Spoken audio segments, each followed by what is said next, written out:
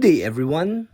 Today, we are truly privileged as we gathered here to delve into the enlightening lecture entitled Secret to Successful Breastfeeding. It is with a great pleasure to introduce our distinguished speaker, who holds a esteemed position of Associate Professor and Training Officer in the Division of Thromboplastic Diseases, Department of Obstetric and Gynecology at UPPGH. With an impressive professional background, our speaker has also served as the past president of the Philippine Society for the Study of Thromboplastic Diseases, and she is the current vice president of the Philippine Society of Climacteric Medicine. Furthermore, she has been integral part of the Philippine Obstetrical and Gynecological Society as a past board trustee member and have contributed significantly as the past chair of the Council of Residence Education, Enhancement and Development in 2017. Notably, our speaker has been recognized for her outstanding contribution to research, being honored with the Constantino P. Manahan Young Researcher Award by the Philippine Obstetrical and Gynecological Society in 2010. With such an impressive and diverse background, we are confident that today's lecture will be both enlightening and enriching in the importance of breastfeeding. Ladies and gentlemen, please join me in welcoming our esteemed speaker, Dr. Agnes Soriano Estrella. Hello, everyone. Today I will share with you a new secret to successful breastfeeding. And this is the outline of my talk. Most of us are probably already aware of the concept of the first 1,000 days.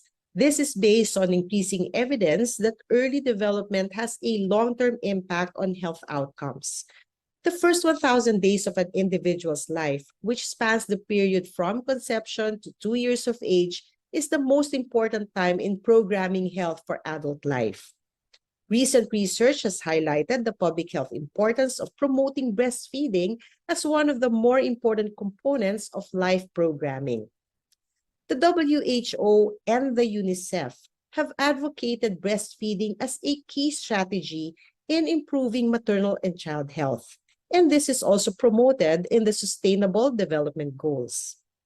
The WHO, UNICEF, and the DOH recommend that children initiate breastfeeding within the first hour of birth and be exclusively breastfed for the first 6 months of life, meaning no other foods or liquids are provided, including water. Infants should be breastfed on demand, that is, as often as the child wants, day and night, and no bottles, teats, or pacifiers should be used. From the age of 6 months, children should begin eating safe and adequate complementary foods while continuing to breastfeed for up to 2 years and beyond. Breast milk is the ideal food for infants because it is safe, clean, contains age-appropriate nutrients, as well as antibodies which help protect against many common childhood illnesses. Beyond survival, there is growing evidence of a number of benefits of breastfeeding, not only for the child, but for the mother and community as well. Breastfeeding confers direct health benefits to the infant during the time of breastfeeding, some of which persist after weaning. The best studied benefits are on its impact upon the neurobehavioral development, improved function of the gastrointestinal and immunologic systems, and prevention of infection. Long-term benefits include a reduction in the incidence of certain chronic conditions such as obesity, type 1 and type 2 diabetes mellitus, adult cardiovascular disease, certain allergic conditions, celiac disease, and inflammatory bowel disease. Studies demonstrate the importance of a critical period in the first year of life, during which breastfeeding can promote these long-term effects. Moderate quality evidence from a variety of populations suggests that human milk feeding may also be associated with slightly improved neurodevelopmental outcomes compared with formula feeding. Studies have shown an association between breastfeeding and a slightly improved performance in a child's intelligence tests and improved visual function. Auditory evoked responses also matured faster in breastfed premature infants. Data from the English Millennium Cohort study suggests that breastfeeding for 4 months or longer was associated with a lower risk of behavioral problems in children at 5 years of age compared with a shorter duration of breastfeeding. Breastfed children also had lower incidence of ADHD and autism. Short-term maternal benefits include a more rapid uterine involution and decreased postpartum blood loss, resulting in a lower risk for maternal anemia. It induces lactation amenorrhea, which is an effective form of contraception, allowing increased birth spacing and better maternal and child health.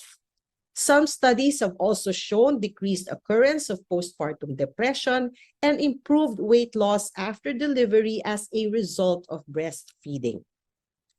Long-term maternal benefits include lower rates of breast, ovarian, and endometrial cancer, better cardiovascular risk profile, reduced risk for hypertension, and improved glucose tolerance and insulin sensitivity, leading to a significantly reduced risk for developing type 2 diabetes later in life. This protection seems to be greater among those women with longer breastfeeding durations. The many health benefits of breastfeeding allow infants to have healthy lives, free from illnesses that will require hospitalization. The savings in health costs and increased productivity of the parents ultimately translates to an economic benefit to the family. In addition, the family saves from the cost of using infant formula.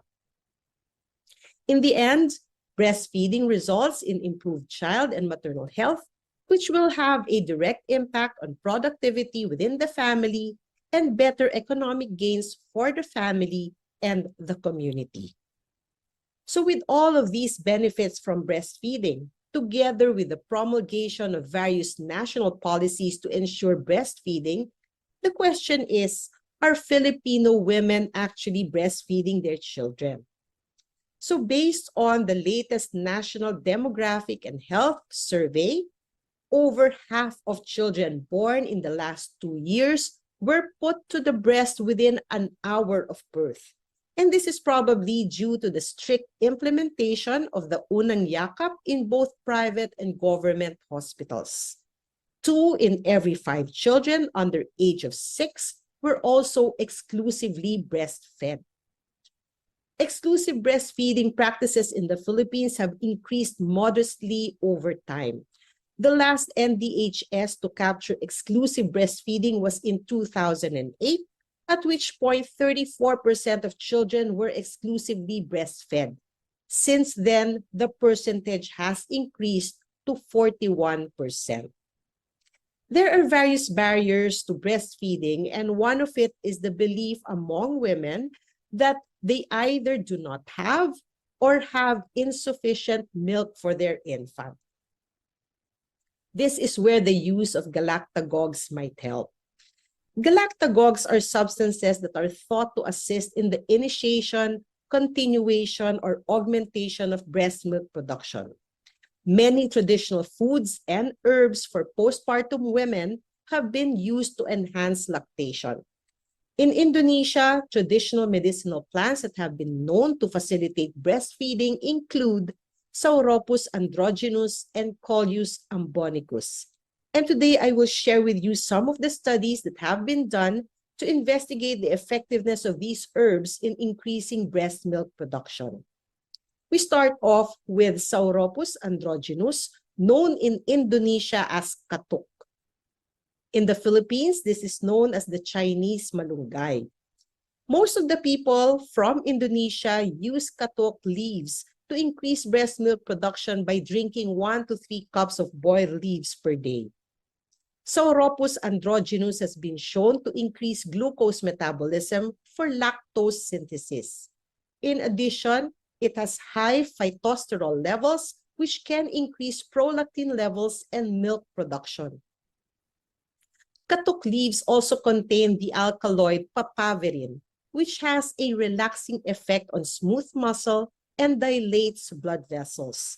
It also causes an increase in circulating oxytocin and prolactin in the bloodstream. This plant is endemic in Indonesia, and so most of the studies on its effect in breastfeeding was done in that country. This is a study published in 2004 where katuk leaf extracts at a dose of 300 milligrams given 3 times a day were administered to nursing mothers for 15 days. Results showed an increase in milk production by 50% after only 2 to 3 days of use, which was equivalent to a 66.7 ml increase in milk volume. There was also a decrease in the number of mothers who were unable to produce milk during the study period. In this more recent study published in 2020, katuk leaves were incorporated in biscuits. 100 patients were randomized to receive either placebo or 9 pieces of katuk biscuits per day for 9 days. Results showed a significant increase in the volume of milk produced by the women who ate the katuk biscuits at the end of the study period. In order to prove the theory on the mechanism of action of katuk leaves, Indrayani and colleagues conducted a study involving 45 women who were randomized to receive katuk biscuits or placebo. The biscuits were administered for 14 days. Prolactin levels were taken at the start and at the end of the study. There were no differences in the clinical profile between the katuk leaf biscuit group and the control biscuit group. Results showed a significant increase in the level of prolactin among those who took katuk biscuits, thus supporting the theory that this plant increases breast milk production by inducing an increase in prolactin levels. The second galactagogue that I will discuss is Coleus amboynicus, referred to in literature as turbangon, and known locally as oregano. This study, conducted in 2009, just aimed to gather information regarding the practice and cultural beliefs of Bactanese women on the use of turbangon as a galactagogue. Results showed that turbangon has been given as a galactagogue for hundreds of years already in their community. It is usually given to the mothers for 1 month after giving birth in order to restore her state of balance and is believed to enhance breast milk production and act as a uterine cleansing agent. This is a 3-arm randomized controlled trial which compared the effects of turbangon versus placebo and fenugreek on breast milk production. Turbangon was given at 150 milligrams as a soup once a day. The supplements were given for a total of 30 days, and milk production was measured regularly until 30 days after intake of the supplements. Results showed no significant differences among the 3 groups after 14 days. However, at 28 days and beyond, there was already a significant increase in the amount of milk produced among women who received turbangon compared to placebo or fenugreek, and this trend continued even after completion of supplementation. Additionally, enhanced milk production did not affect the nutritional quality of milk in terms of macro and micronutrient contents. This is the last study that I will be sharing with you. This is an animal study involving 24 lactating Windsor rats that looked into the effect of galatanol, which is a combination of katuk and turbangon, versus galatanol combined with striatin on breast milk production. Striatin is an extract from a fish known as Channa striata, known locally as dalag, which is known to contain a lot of essential amino acids. Breast milk production was measured as a surrogate of increase in body weight in the pups. Results showed a significant increase in body weight of the pups where galatanol or galatanol plus creatine were administered. The difference was evident after 10 days of treatment. Plasma prolactin level of lactating rats in the treatment groups were also significantly higher than the control group. The oxytocin levels of lactating rats in the galatanol and the galatanol plus creatine groups were also higher than the control group. And between the two treatment groups, the oxytocin level of lactating rats in the galatanol group was significantly lower compared to the lactating rats in the galatanol plus creatine group. So in summary, it is recommended that babies be exclusively breastfed for the first 6 months of life, and breastfeeding must be continued until 2 years of life. Breastfeeding is one of the most effective ways to ensure maternal and child health and survival. It provides multiple child, maternal, familial, and societal benefits. Since a lot of women do not breastfeed due to the belief that they have insufficient milk, then provision of galactagogues may be a useful strategy to increase breast milk production. So with that, thank you so much for your kind attention.